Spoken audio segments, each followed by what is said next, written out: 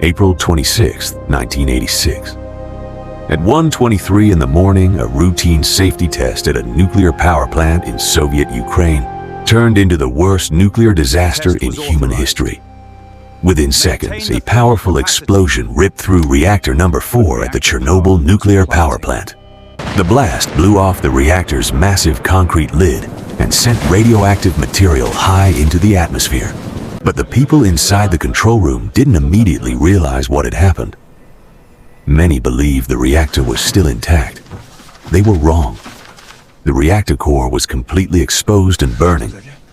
Radiation levels were so high that some instruments couldn't even measure them. Yet, workers were ordered to continue investigating. Many unknowingly walked directly into deadly radiation. Outside, firefighters rushed to the scene. They thought they were fighting an ordinary industrial fire. No one told them they were entering one of the most radioactive environments on Earth. Some firefighters picked up pieces of graphite from the reactor with their bare hands. Within hours, many began suffering from severe radiation sickness. They experienced nausea, dizziness, and intense burns. Several would die within weeks. Meanwhile, the nearby city of Pripyat continued life as normal. Nearly 50,000 people slept peacefully, unaware of the invisible danger spreading around them. Children played outside. Families went shopping.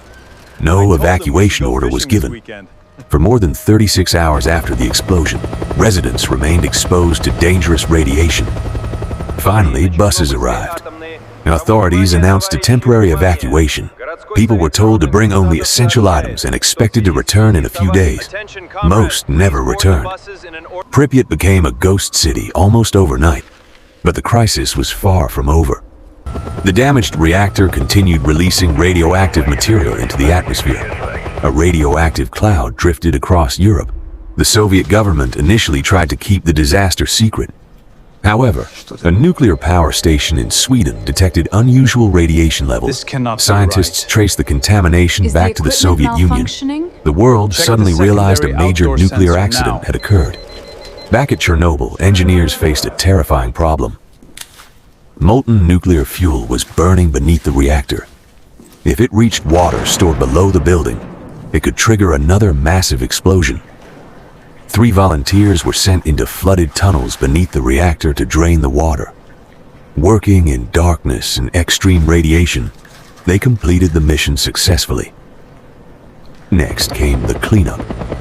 Hundreds of thousands of workers, soldiers, engineers, and miners were mobilized. These people became known as the liquidators. They removed radioactive debris, buried contaminated equipment, and helped contain the disaster. Some tasks were so dangerous that robots failed. Humans had to do the work instead. To contain the reactor, Soviet engineers built a massive concrete structure around it. This became known as the sarcophagus. It sealed the destroyed reactor and reduced the release of radiation. Years later, a much larger steel structure was built over the site for additional protection. The disaster left a permanent mark on the region. Large areas around Chernobyl remain restricted today. The exclusion zone covers hundreds of square miles. Entire villages were abandoned. Thousands of people were forced to leave their homes forever. The true human cost remains debated. But there is no doubt that countless lives were affected. Chernobyl also changed the world's view of nuclear power. Governments introduced stricter safety standards. Nuclear plants around the world reviewed their emergency procedures. The disaster became a warning about the consequences of human error, poor communication, and flawed reactor design. Today, nearly 4 decades later, Chernobyl remains one of the most haunting places on Earth. A frozen reminder of the night a routine test became a global catastrophe, and a disaster whose lessons are still being studied today.